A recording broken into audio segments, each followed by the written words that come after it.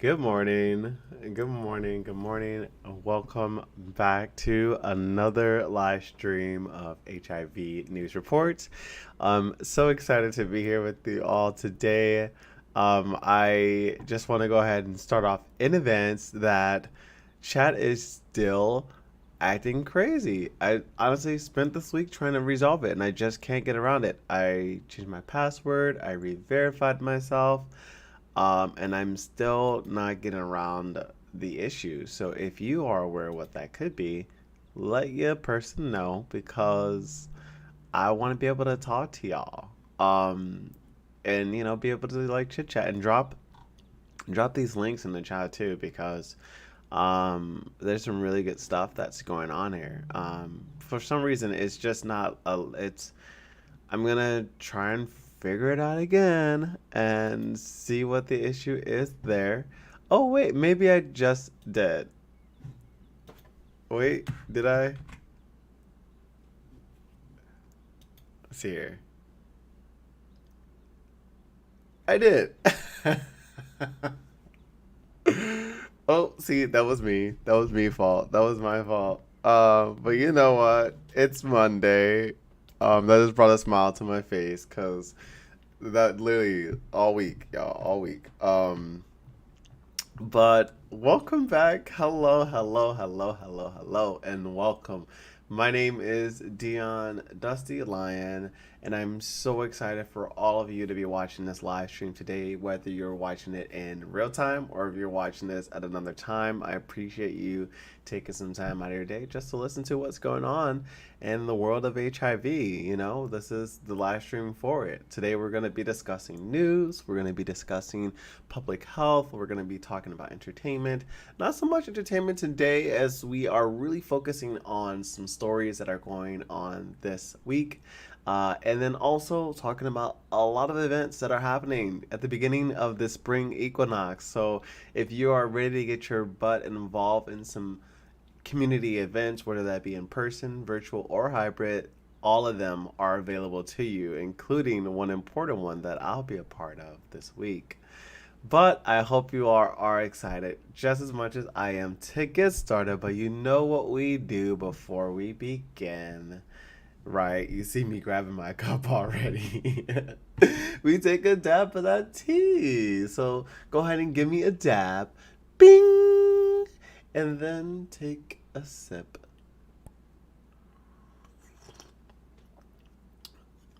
Oh my gosh. So, as part of the spring equinox, I bought some dandelion and root tea, and this tea is very it's naturally bitter, right? So if you ever just picked up dandelions, you washed them, you can make dandelion tea. They're actually really good for you. I'm not sure specifically if it's for like reducing blood pressure. I don't have anything issue with my blood pressure, but it just tastes really good. It's very like tastes very earthy. Sometimes I'll do like a splash of oat milk or almond milk just to give it that nutty flavor, and it tastes very earthly. Like it feels like I'm drinking a flower in dirt. That's the worst metaphor, but that's the best way I can describe it when it's very earthly. So, anywho, I recommend you dandelions, but as a beautiful affirmation today, to which I'm going to read. There is pleasure in the pathless woods. There is pleasure in the pathless woods by Lord Bryan. I'm not sure who that is. Lord Bryan. Anyone who want to go look that up, go look it up. I didn't look it up, but Lord Bryan, we appreciate you. Um, yeah, take the road that's least resistant. That's something that I learned this weekend. Something that I given myself grace and space on, and yeah. Before we go ahead and jump into our stories today, I want to give a huge shout out and thank you to everyone who shared my live stream, who tuned in to the restream that I did on Thursday. I do not put out teasers every day or every week because honestly, that would be strenuous.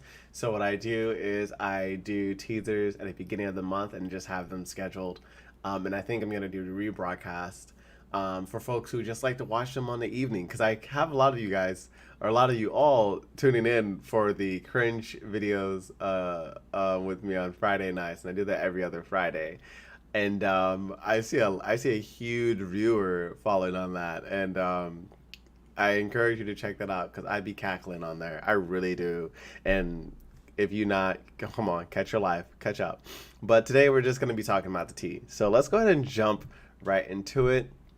Again, I want to thank you all. This would not be possible. So please share, please like, share, and subscribe to my channel. Again, if you don't know who I am the one in the, whoops, out my elbow, the one and the only Dion Dusty Lion. Just want to throw that lower third up for you guys. And yeah, and this is HIV News Report. So without further ado, let's go ahead and hop into our first story for the day. And our first story of the day is AFC AIDS Foundation of Chicago recently prepared their 2020 report or annual report with the latest development around the work that they do here in the state of Illinois. Chicago is gearing up for their upcoming Chicago AIDS Foundation. AIDS Foundation Chicago is gearing up for an upcoming AIDS 2022 conference that happened actually recently. So I wrote this story around then, so please forgive me. But at this particular conference, they held community organizing, events, food, catering, basically a huge event where folks can come together, talk about the things that are happening within the state, but also within the work, but then to also talk about their annual report. So, according to the latest report on the conference, the AFC will focus on reaching the 2030 HIV targets, which is focus on equity, human rights, and justice, and of course, getting to zero. The report highlights the need for increased funding and resources for HIV prevention and treatment efforts, particularly in Black and Brown communities, and then also countries in some areas as well that are burdened with high HIV incident rates. Quote by Dr. Sharon Lewin: "Despite significant progress in the fight against HIV, the pandemic continues to disproportionately affect certain communities and regions." And if you don't know who Dr. Lewin is, they are the president-elect of the International AIDS Society. And they go on and say that we need to redouble our efforts to ensure that everyone, regardless of their background or location, has access to tools and resources they need to prevent and treat HIV. This kind of sets up a lot of the stories that we're going to be talking about today, because I really wanted to talk about and focus on really access. Of course, I always like to do a niche focus on racial equity and racism, right? Personally, I feel called to talk about a lot of racial issues that are based in race, but I also know that I'm not limited to those things. So I just want to give this episode really a highlight to access, particularly to PrEP, updates with what's going on in Tennessee, and really try to get folks involved. So I try to do more events and less stories this time, because I really want people to take away something that they can go and jump into and really start to get some action going. We are in a spring equinox, so that means the seeds that we have planted, they should be starting to bloom, right? Or bud, right? That's okay if they're budding, but if for some of us they are blooming and they're going to be flowering soon, which is perfect, because that means we attract more bees for the other flowers that are going to bloom, but only in their budding phase right now. But to continue, this particular annual report conference had hit a wide variety of workshops and sessions and plenaries on topics such as HIV prevention, treatment and care, social determinants of health, community engagement, and stigma and discrimination. The conference was also a virtual component and as part of it too, allowing people to participate remotely from anywhere in the world. Quote, Dr. Robert Murphy, who is the conference co-chair and director of the Center for Global Health at Northwestern University Feinberg School of Medicine, goes on and says that we're excited to host this important conference in Chicago and look forward to welcoming participants from around the world. AIDS 22 AFC 22 annual report is an opportunity to come together, share knowledge and experiences, and chart a path forward in the global fight against HIV. For more information on this 2022 annual report, I will go ahead and include that link in the description because the chat works and y'all can access it. So bam, get your life. Anywho, but moving on to our second story, which is brought to me by the one and only mentor that I know who charters the world. Viv's campaign aims to promote sexual health discussion to help prevent HIV prevention among Black women. Viv, which is VIV or VIIV, Healthcare, a global specialist HIV company, has launched a new campaign to promote sexual health discussions among Black women in the United States. The campaign, called Sex in the City, aims to normalize the conversations about sex and health in order to prevent HIV. According to the CDC, Black women account for nearly 2/3 of new HIV diagnosis among women in the United States. Viv's campaign seeks to address this health disparity by encouraging Black women to prioritize their sexual health and to have open and healthy conversations with their healthcare providers about HIV prevention and testing.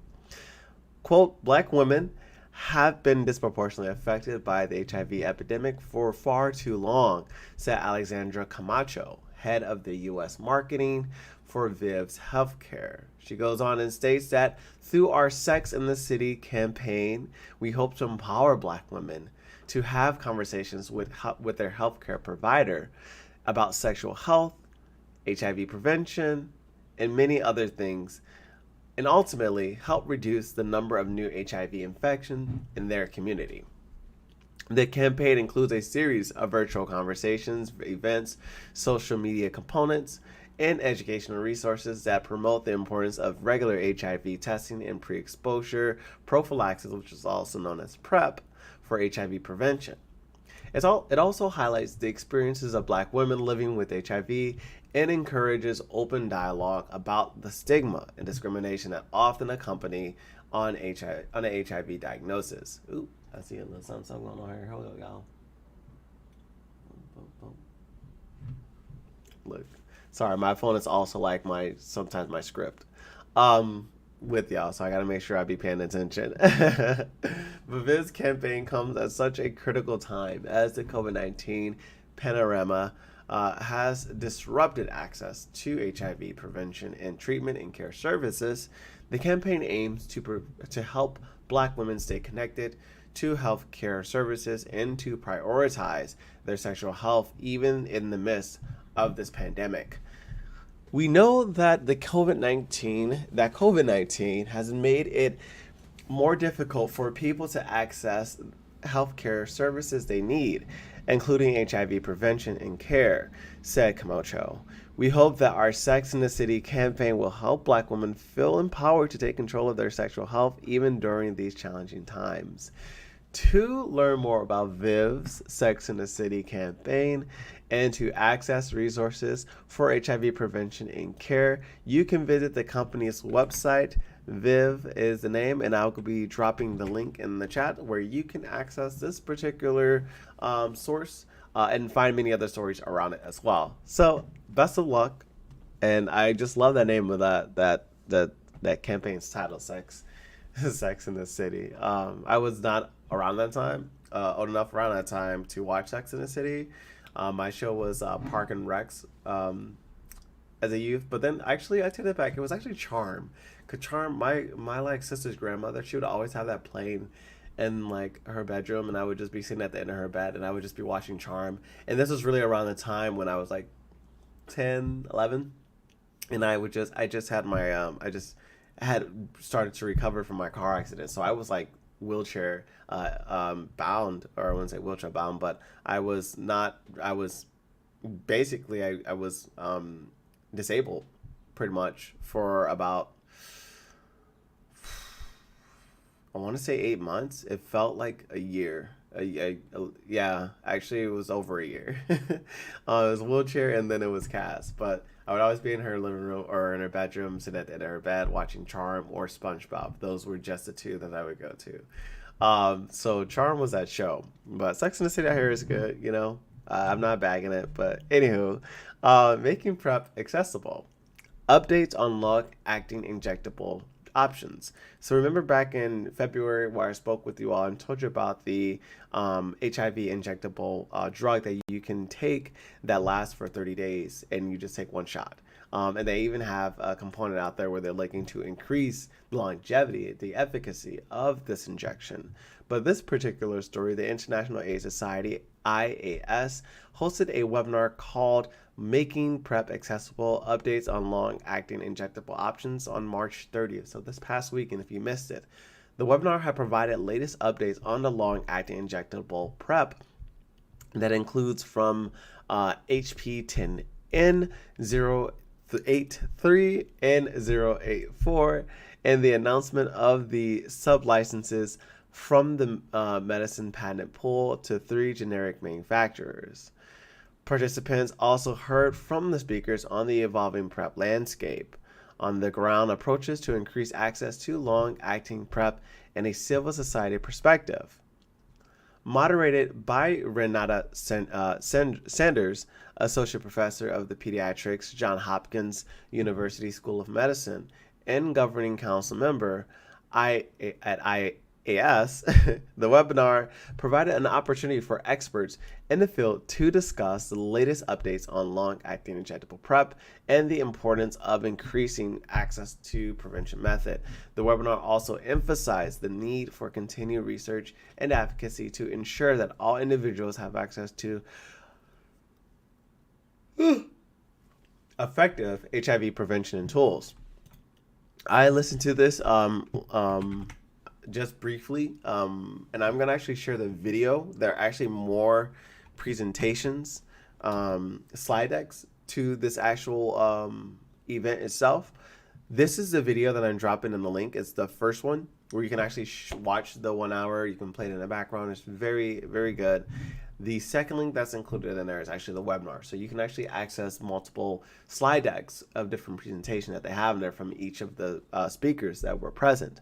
I just tried to summarize this as little bit as much as I can. I really wanted to dive more into this, but I just did not have the time. So unfortunately, I'm going to go ahead and give that to you, own it to you. If you want to learn more, I encourage you and I provide that information to you, and I wish you all the luck. Moving on to our next story. Advocates rally to protect transgender rights as threats persist around the country. The transgender community has been facing increasing discrimination. I'm sure everyone's been aware of that. We've been seeing a lot of anti-trans bills, anti-gay bills being presented and passed across the country. And in such case, a violent increase in threats and violent acts against these communities in recent years, but prompting activists to take action to protect their rights and the many other generations to come rights. According to the report by the Human Rights Campaign, 2021 has already seen at least 28 transgender or gender non-conforming people killed by violent means, and that number is expected to rise. Transgender individuals face discrimination in many areas of life, including employment, housing, healthcare, and education. In addition, many states have passed laws targeting the transgender community, such as prohibiting transgender youth from participating in sports or receiving medical treatment. In some cases, if you're in Uganda, even identifying as transgender or even gay can be a threat. To combat these injustices, advocates are calling for greater protection for transgender rights. This includes supporting organizations that provide resources and support to the transgender community, such as the National Center for Transgender Equality, and the Transgender Law Center. Additionally, individuals can get involved by contacting their elected officials and urge them to support transgender rights legislation, volunteering at local LGBTQ plus organizations, and educating themselves and others about the challenges facing the transgender community. It's not enough to share things just on the internet. If you're not sure where to start, I encourage you to start with ChatGPT, and I'm sure you can have a very thorough conversation with that bot if you aren't able to have a conversation with the person that person identifies as trans or non-gender conforming or non-binary. But if you want to learn a little bit more about how to get that conversation started, I encourage you to check out this article itself.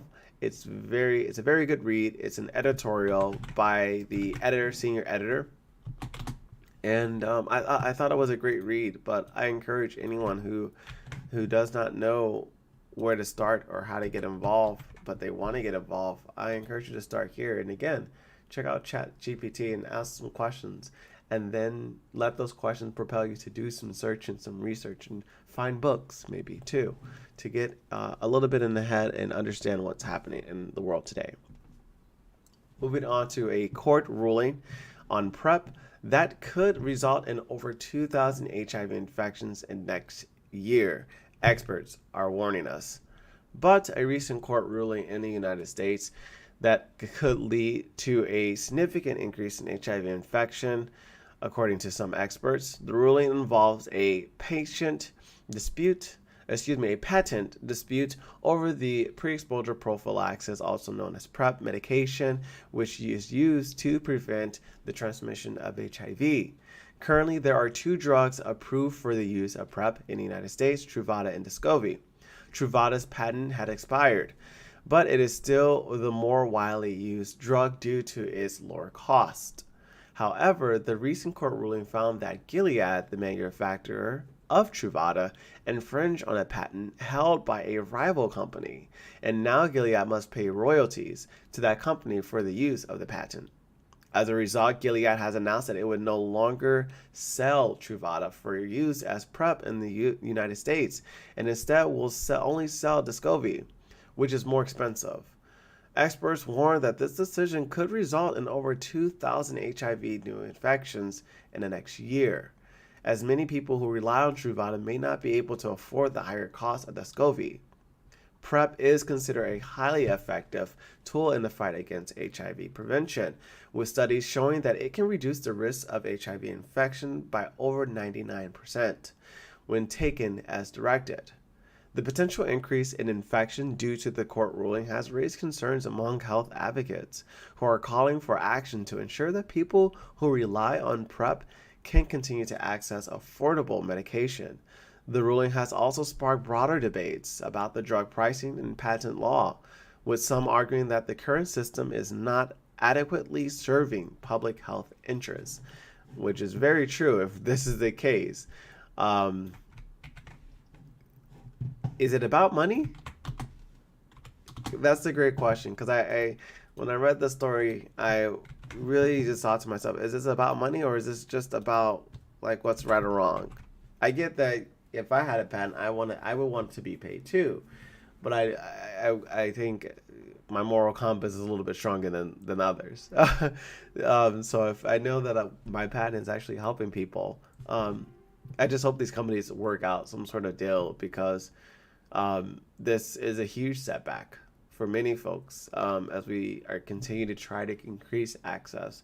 This is only going to create a barrier, a much bigger barrier for folks who have access to PrEP, and then folks who aren't able to even access it, and maybe for folks who just found out today that they can afford it and can access it, but now with this news that's coming out, they probably won't be able to continue that. So this is very detrimental, especially considering the story that I talked about back in February about the FDA allowing people to donate blood, but having these weird breadcrumbing policies around the usage of PrEP and the testing that's currently out there. This only creates a really, this creates much stigma and honestly doubt in its efficacy, and also the system that is around PrEP, right? I just hope they get this resolved sooner than later. Moving on to our last story today, AVAC condemns court decision that endangers access to PrEP and other critical life-saving prevention. So as you heard the story that I shared before, I told you this is about a lot of accessibility. There's a lot of stuff happening out there, and this is just not even the iceberg, the tip of the iceberg. This is like a piece that broke off, and we're like, we're trailing it back, and we're like, oh shit, there's the iceberg, the top. And then you like, if you're willing, like I am, you're gonna put your head in the water and look and be like, oh, wow.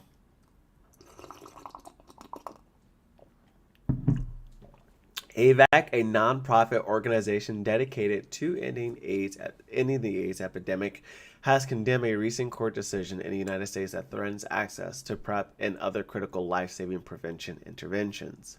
The decision, which was made by a federal court in Texas, invalidates a key part of the Affordable Care Act, which ensures that insurance providers cover essential health benefits, including HIV prevention services. The decision could potentially make it difficult for people to access PrEP, a once a day pill daily that, if taken, can reduce the risk of HIV infection of over 99%. PrEP is a critical tool within the toolkit of HIV prevention and ending the HIV epidemic, particularly for communities that are disproportionately affected by the virus, such as Black and Latinx individuals, men who have sex with men, and transgender women.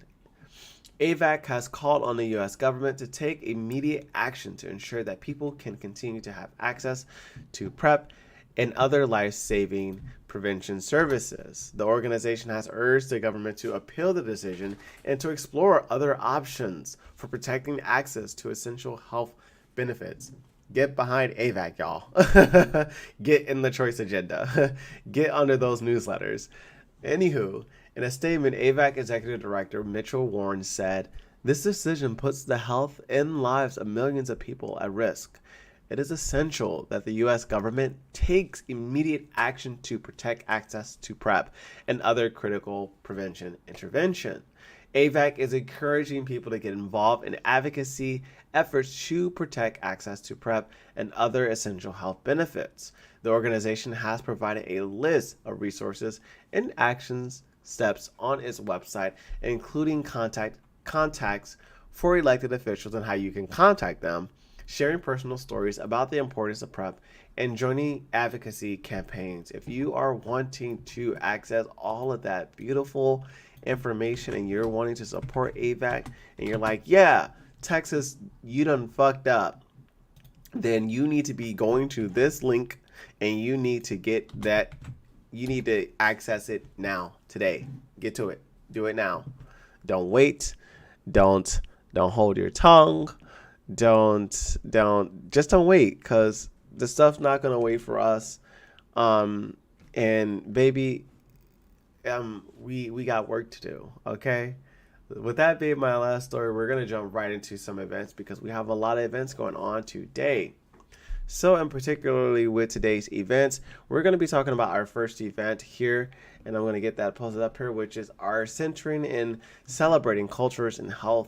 This is going on all week. This actually started a few days ago with some other things I noticed. But as part of the National Public Health Week, is a 4 weeks campaign for the American Public Health Association. They're hosting events that are now open starting today so that you can sign up and partake in all of the week's full fun and learning events.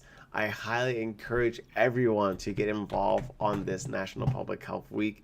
This is going to be something really, really awesome. I know that I've signed up for a few myself. I like to listen to a few podcasts in the background or blog posts or blogs in the background. This is also another way to get involved in this. Here's some things and take notes and be a part of the community. So I encourage you to join it, have fun. It's going to be a really, really, really great time. And I want to go ahead and jump into our next story, which is the choice agenda. So this is something I told you all about last week, where you can get involved with the choice agenda. This is a online community group that really is so fruitful. I get a lot of my stories from the choice agenda. I highly recommend it. But the Choice Agenda is a global forum for advocacy and the latest in HIV prevention research. This is also led by Jim Pickett, who I met last year at the biomedical conference. Jim is a very great man. He's very thoughtful. One of these days, I hope to get Jim on here to really talk about some of the things that he shared within the Choice Agenda. But anywho, I encourage you to join the monthly webinar as it is a highly active and moderated listserv to discover, discuss, and debate the hottest HIV prevention research topics here, there, and all of the points in between. You can access webinar slides, recordings, and associated resources such as the Been There, Did That research reflection from Croy, which I talked about a few weeks ago, their Margarita Breakfast Club, session 1, 2, 3, and 1. You can also access their decolonizing global public health. What will it take to dismantle racism and white supremacy? We talked about that last month. So a lot of these webinars are just at your fingertips. All you have to do is just get involved. So I'm going to go ahead and copy the link to the Choice Agenda, and you all can actually join our group and actually access all of these great slide decks and all of that great information and use them to your advantage in your local community. Let's see here. And moving on to our next story, another event that I encourage you all to get highly involved in. And this one's super important. But this is the emergency town hall meeting that's happening tomorrow. It's a prep for all, and the HIV advocacy community are outraged at the United States District Judge Reed O'Connor's judgment in the Braidwood versus Becerra, which blocks the requirement that most insurers cover preventative care such as PrEP, HIV testing, cancer screening, diabetes screenings, and more. I mean, this is an assault on all of us. Join this conversation for this emergency virtual town hall that's happening on Tuesday, April 4th at 6 p.m. Eastern Standard Time. So if you're here in Chicago, that's 5 o'clock. You're in the Pacific, that's 3 o'clock. Yeah. But be a part of this conversation. It will help the community to better understand the implications of this judge ruling and discuss the next advocacy steps to ensure those in need of PrEP can access it. And this can be a learning lessons of how we can utilize how folks are doing stuff in their state, what we need to do here, right? So it's also a way to generate ideas. So if you are just eager to get involved, or you're just eager to just learn what's happening, I'm going to go ahead and drop the link in the chat here. Give me just a second. I'm going to do emergency call. I got to put his time in there too for you all. And I'm taking you, it's the link directly to the registration page. So you don't even have to click any buttons. You just go right to it. It's a long link. I'm sorry. Click it, go to it. Moving on to our next story, the threat to ending the HIV epidemic in Tennessee. So you all know I've been covering the story, and with latest news, I've been discovering that there's a little bit of a trouble happening in the backyard, in my backyard here in Illinois. So I will be working on a story for you all next week, and I'm excited to bring that to you all, particularly with a special guest as well. So stay tuned. But just to continue on my following with the funding cut or budget cut regarding HIV prevention in the state of Tennessee, the Act Now in AIDS, which is also known as ANIA, show is set to return on April 5th. Another great day to get involved, and they'll be returning April 5th, live streaming on Facebook and YouTube at 2 p.m. Eastern Standard Time. 1 o'clock, all right, that's 1 o'clock. Take your lunch a little late on this day. Was that Wednesday? Yeah, take your lunch late on Wednesday. The episode next month will focus on the funding issue that has been highlighted in Tennessee and will be hosted by Mike Webb, a NIA Coalition Steering Committee member and public health policy strategist with Equality Federation. Audience members can tune in and ask their questions live or send their thoughts to their email, which I'm going to go ahead and drop in the chat too. I'll drop it in the chat when I drop the story. before each episode airs live. The show will also take questions live from Facebook and YouTube. The Ania Show is a platform for expert and community members to discuss and advocate for ending the HIV and AIDS epidemic. By addressing topics such as funding issues, the show hopes to shed light on the challenges faced by individuals living with HIV/AIDS and the organizations that support them. Don't miss out on this opportunity to learn about the funding issue that is happening right now in Tennessee and how you can join that conversation to help ending the discrimination, the assault tactics that are happening with by their governor. But tune in into the Act Now NH show April 5th at 2 p.m. Eastern Standard Time. This will be live on Facebook and YouTube. You do not have to register. You go there, you show up, and it's there, right? Tuesday at 1 p.m. Central Standard Time. Eastern Standard Time is 2, okay? Remember that? But the episode features a conversation around funny issues of out of Tennessee and how it affects the EHE efforts, which is what we are moving towards nationally in the United States. It will also include a status update on what is being done, calls to action, and advice to other southern states at risk. So if you are part of that southern state, I'm going to be in this, FYI, because I'm not going to drop that gem, but I want to be a part of this because this is super important. This is work. This is the work that needs to be done, right? But moving on to our next story, the future of multi-purpose prevention technologies. Now, remember, you all, I was telling you about this multi-purpose prevention tools that are starting to come out. They really out here. They really out here. Remember, I was telling you a story about the gonorrhea PrEP, but also the gonorrhea, chlamydia, and birth control like medication. This kind of falls into that category. They're called MPTs. But before I move on, I just want to go ahead and make sure I drop the last story link because I did not do that. So let me drop that in here where you can access there on the air, and then also the email where you can submit your questions, thoughts to in advance. Okay, just don't want you to miss. I don't want anyone to miss out on this. Okay, now to our next story. Despite the dynamic research and development R&D pipeline for prevention products, male and female condoms remain the only multi-purpose prevention technologies, also known as MPTs, that are currently available. Why am I holding my mic like this? I don't know, but it feels really, really nice. Yet MPTs are an integral part of HIV prevention advocacy agenda. For decades, advocates have pushed for products to be developed that simultaneously prevent HIV, other sexually transmitted infections, and or pregnancies. Within the fast evolving HIV prevention landscape, work is already underway to build a platform to introduce the DPP, which could speed up the rollout of MPTs. Join this webinar to hear what they've learned so far on R&D, again, research and development, marketing, counseling, and delivery for MPTs, and to discuss what you can learn to prepare for prevention markets to include new MPTs options.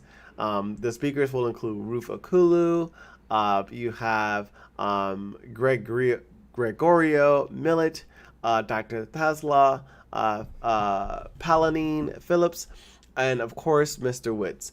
But I'm going to go ahead and drop the link in the chat, and it's going to take you right to that registration page. I'm just right to direct. I told you, I told everyone from the beginning, I want to make sure I just share things that you can get involved in. Today was very light on stories, and that was very intentional because like I said, I want to make sure that I am sharing things that folks can really be a part of. This is super important. I know I talk about a lot of stories here, and of course that's intentional, right? it's all intentional. But some things do change, and that's okay. But we are at the end of our show, and I just want to thank everyone for joining this live. If you have not subscribed to my channel, please subscribe. I go live every Monday. But I just want to thank everyone so much for tuning in this early with me. There will be a restream of this on Thursday evening. If for anyone who is more of a night person who prefers to see the news later in the day, I'll try to restream maybe even later today so that you can still be a part of the events that I just discussed today. Because by Thursday, all of this stuff is going to be, gone. But I hope you enjoyed our discussion. I enjoyed being here with you. I enjoyed sharing some tea with you as well. But before we go, I want to take a moment to remind you to subscribe and like my channel. And feel free to discover all of the many things that are revolving around my life. I don't share all of my life on social media, but the things that I do share, I am very intentional what I want to share because I want to encourage you. I want to empower you. But there's so much happening. But if you want to learn more about what's going on, follow me on my different platforms. You can access me pretty much anywhere. Just not my number. Not yet, unless you're my boyfriend. I ain't got a boyfriend. I'm single. If you have any further questions or comments, please feel free to leave them in the chat or reach out to me at my personal email at therealdustylion@gmail.com. I always love hearing from you all, your feedback, even chats in the comments and Facebook chats. I appreciate them. Let me know how I'm doing, how I can be better, how I can do better to bring these stories to you. I don't do this for the accolades. I just really enjoy doing this. I really enjoy sharing this information. But anywho, once again, thank you so much for joining me today. I look forward to seeing you all next week on Monday at 7 a.m. bright and early. In the meantime, in between time, take care, rest up, have a great day. And remember what Lord Byron said earlier, right? Let me reread it. Lord Byron said, "There is pleasure in the pathless woods. For me, that is the path least resistant."